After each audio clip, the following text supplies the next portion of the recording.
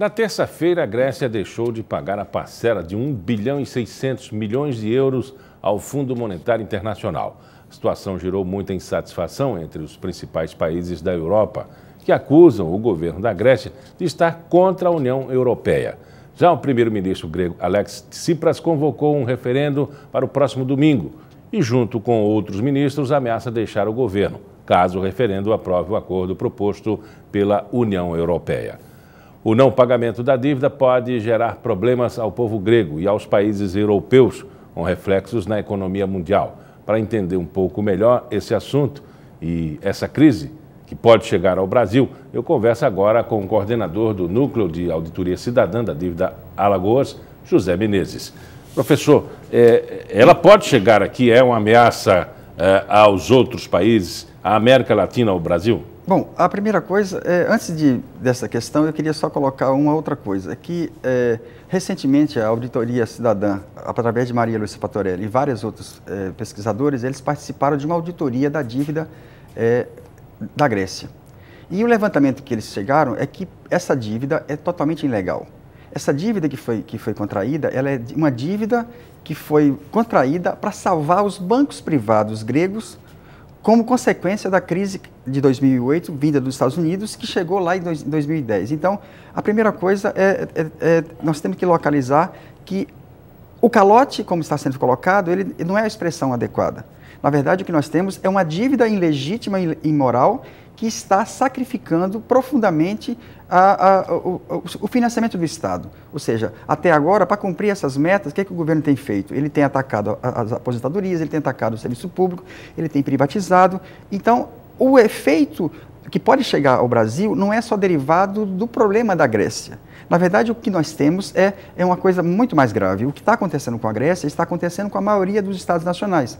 Eu tenho dados recentes do Banco Internacional de Compensação, e que lá diz o seguinte: a dívida pública dos Estados nacionais, que em 2006, ela era de 21 trilhões.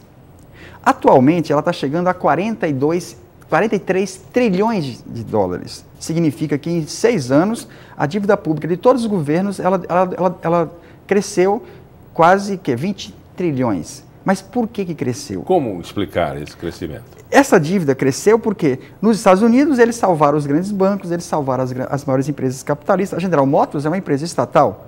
Na Europa, da mesma forma. Então, o efeito do crescimento dessa crise, do aumento das dívidas públicas de todos os países, é derivado da crise capitalista produzida pelos próprios agentes capitalistas e pela intervenção de cada Estado nacional que procurou preservar o quê? Preservar os grandes bancos e as grandes empresas. No Brasil, nós tivemos empresas que foram socorridas, a Sadia, Perdigão, o Banco Pan-Americano e vários outros. Ou seja, esse é um programa de resgate dos grandes bancos que ganharam dinheiro durante 30 anos ou mais, que durante a crise sofreram grande impacto. O Estado entrou para socorrer os bancos. E para socorrer os bancos, esse Estado grego contraiu uma dívida gigantesca. Para pagar essa dívida gigantesca, ele precisa de quê? Cortar investimento com a saúde, com a educação, com tudo que seria social. Então, essa é a primeira questão. Sobre a crise de 2008 e o efeito dela, nós teremos certamente, não a questão grega propriamente, a crise da Grécia ela é apenas uma pequena parte da crise, porque nós temos ainda Portugal, nós temos Espanha, nós temos a Itália, todos esses países estão com a dívida que, em alguns casos, supera 100% do PIB. Então, o próprio Estados Unidos hoje deve 17 trilhões de dólares, que é praticamente 100% da dívida. Então, a crise da dívida grega é mais do que um retrato da crise da dívida de todos os países. Agora, a questão principal é essa. O povo grego tem que perguntar: eu quero ter direito à saúde, à educação, a emprego, eu quero que a economia cresça, eu quero ter autonomia para fazer a minha política econômica, ou eu quero simplesmente manter o euro. E aí, dessa forma, eu vou sacrificar o quê? Vou sacrificar as políticas sociais. O plebiscito, o referendo, tem exatamente essa questão. Mas o povo grego fica sempre em dúvida, até pelas informações que são repassadas, né? Vão votar no plebiscito, mas a propaganda que está sendo feita, ela é orquestrada para um posicionamento justo ou de salvaguardar mais uma vez o interesse? Bom, o que está acontecendo com a propaganda para que o povo aceite o sim e acabe com seus direitos, é uma mídia controlada. Eu não lembro agora, Matelar, ele é um estudioso que ele analisou quem eram os donos dos principais meios de comunicação do mundo. E o que ele constatou que os donos da mídia mundial, os donos são particularmente quem? Os grandes banqueiros, os grandes industriais, são esses que dominam a mídia mundial, são esses que alimentam o que nós chamamos de sistema da dívida, que sempre coloca isso para a população, que se não for pago a dívida, vai haver uma crise muito maior. A situação a Grécia está fazendo... Ele alimenta a dívida com outra dívida para pagar a dívida. Exatamente. Agora, o que é necessário nesse momento? É necessário dizer que o Congresso grego convocou uma auditoria. Para lá foram as pessoas mais capacitadas, como Maria Lúcia Fattorelli do Brasil e vários outros, que ela inclusive já participou da auditoria do Equador. E o que eles constataram? A dívida é ilegal. O que nós temos que esclarecer a população de lá e aqui? Que, primeiro, é fundamental que o Brasil, tal como está na Constituição Federal de 88, que faça auditoria. Porque o que nós precisamos mostrar? Que a dívida contraída para salvar os bancos é a dívida que vai levar ao sacrifício dos aposentados. A juventude grega não tem perspectiva nenhuma hoje. Eles estão demitindo servidores públicos, eles estão estão privatizando com tudo que tinha. Então, a questão toda que está colocada é essa. Nós precisamos de um movimento que esclareça a população de Maceió, a população brasileira, a população mundial, que a dívida pública, que hoje está em xeque, não foi contraída para resolver os problemas dos trabalhadores, ou da maior parte da população. Ela foi contraída especialmente como efeito da crise capitalista de 2008. E aí a pergunta que tem que ser feita: eu quero ter acesso à saúde pública, a serviço público de qualidade, eu quero ter perspectiva para essa geração e para a próxima, ou eu quero simplesmente alimentar um sistema da dívida que cada vez que eu pago, cada vez mais eu devo. O caso de Alagoas. O Estado de Alagoas pagou 7 bilhões e 300 milhões em 16 anos, de uma dívida que era 2 bilhões e 300.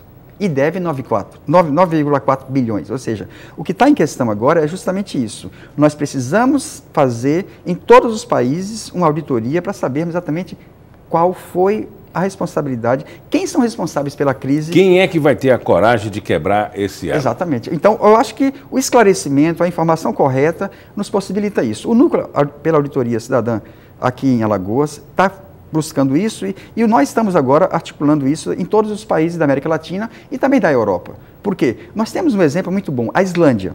A Islândia sofreu uma situação muito parecida com o efeito da crise de 2008, e o que eles fizeram? Eles fizeram algo semelhante ao que foi feito na Grécia, e lá a população inteira foi para as ruas pedindo para revogar, foi feito um referendo e eles disseram: queremos que o Estado assegure a gente saúde, educação, segurança, previdência, todos os direitos sociais.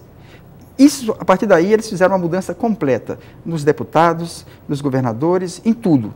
E a Islândia teve um crescimento, uma expansão da economia, voltou a resolver os problemas sociais, só que isso não é falado em nenhum canto. Professor, no começo da entrevista o senhor disse que é preciso fazer uma análise de quem domina essa situação. Os grandes conglomerados de mídia, industriais e também banqueiros. Esses nomes aparecem esporadicamente a partir da altivez e a iniciativa empreendedora em cada localidade.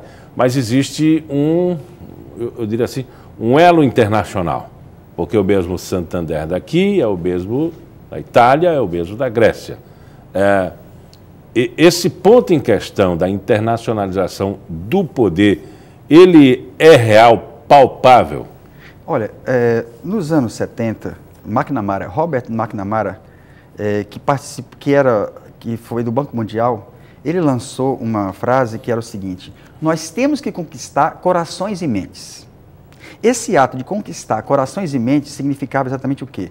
A expansão midiática. Ou seja, se nós formos ver, nós temos 51 anos de golpe militar e nós temos 50 anos da Rede Globo. Na América Latina inteira, em todos os países, a mídia, por exemplo, aqui quem montou a Globo? A Time Life. Grupo Time Life. Então, essa expansão midiática por todos os países, ela é complementar a essa ideia de ganhar corações e mentes. Então, quem é que formula a subjetividade? Quem é que estabelece o critério de verdade? São os grupos financeiros ligados ao Wall Street. Dentro disso aí também não podemos esquecer que é o complexo industrial militar, que ao mesmo tempo ele é banqueiro, ele é industrial e ele é também governante. Porque são esses grupos que influenciam o poder político. Se você for ver a disputa nos Estados Unidos e nos principais países, ela é feita exatamente por quem está diretamente por trás da mídia mundial. Ou seja, esse é um grande problema porque nós não temos um processo de democratização da mídia. Ao contrário, o que nós temos é um processo de concentração. E se você for ver a NBC ou qualquer outra, por trás da NBC americana vai estar o quê? Uma grande fabricante de armas. Onde é que há foco de resistência a esse posicionamento na América Latina? Bom, na América Latina nós tivemos, no caso, no Equador, há uns 8 anos atrás, nós tivemos uma auditoria feita exatamente por Maria Lúcia Fatorelli, por Ramiro Chimures e vários outros. E lá nós tivemos a auditoria e lá foi constatado que 70% da dívida era ilegal. Mas o foco de resistência principal que eu estou vendo agora, ele está exatamente num movimento chamado CADTM, que é o Comitê pela Anulação da Dívida do Terceiro Mundo, que ele está realizou há 20 dias atrás na Argentina, um grande simpósio em que procura justamente o quê? Coordenar as ações de auditoria e de mobilização em cada país para que haja uma sincronização do movimento de esclarecimento sobre a dívida. A UFAO, por exemplo, a Faculdade de Serviço Social da UFAO acaba de fazer um convênio com a Faculdade de Direito da Universidade de Buenos Aires, com a Faculdade de Direito da Universidade do Uruguai e com a Faculdade de Direito da Colômbia. O que é que nós estamos fazendo? Nós estamos montando uma rede acadêmica que propõe exatamente o quê? Sincronizar e estabelecer um padrão de investigação e de mobilização popular. Lá eu tive a oportunidade de conhecer grandes teóricos, principalmente da área jurídica, que têm feito grandes contribuições. São pessoas especialistas em direito internacional, em direito constitucional, que têm um grande conhecimento e 25 anos de estudo. Então, a grande resistência, ela tem uma dimensão acadêmica, mas também, principalmente, ela tem uma dimensão política. Então, nós temos, uma tarefa principal agora que nós temos é tornar uma campanha continental de esclarecimento sobre a dívida pública, no sentido de apontar que a dívida pública, onde já se investigou, ela tem um caráter grande de ilegalidade, mas mais do que isso, ela está sacrificando as políticas sociais. O slogan que a gente tinha é exatamente esse. Dívida pública, quantas vezes eu já paguei? Quantas vezes eu terei que pagar? Quantas pessoas serão sacrificadas? Quantas ficarão sem hospital? Quantas ficarão sem saúde? Quantas ficarão sem políticas públicas? A campanha que nós estamos fazendo no continente sul-americano, ela também está se estendendo à Europa, porque antes a dívida pública era uma coisa da América Latina. Só que agora ela passou a ser um problema dos países desenvolvidos. São os Estados Unidos, Portugal, Espanha, todos esses países estão envolvidos no sistema de dívida que, quanto mais eles pagam, mais eles devem. E quanto mais eles devem, mais eles cortam os direitos sociais. A Grécia tem no seu orçamento 56% do orçamento da Grécia é para pagar dívida pública. Conversamos com o professor José Menezes, coordenador do Núcleo da Auditoria Cidadã da Dívida em Alagoas. Muito obrigado pela entrevista. Obrigado pelo espaço. O programa Pauta Especial fica por aqui. Nós voltamos amanhã às 11h30 da manhã, com reprise às 7 horas da noite. Até lá.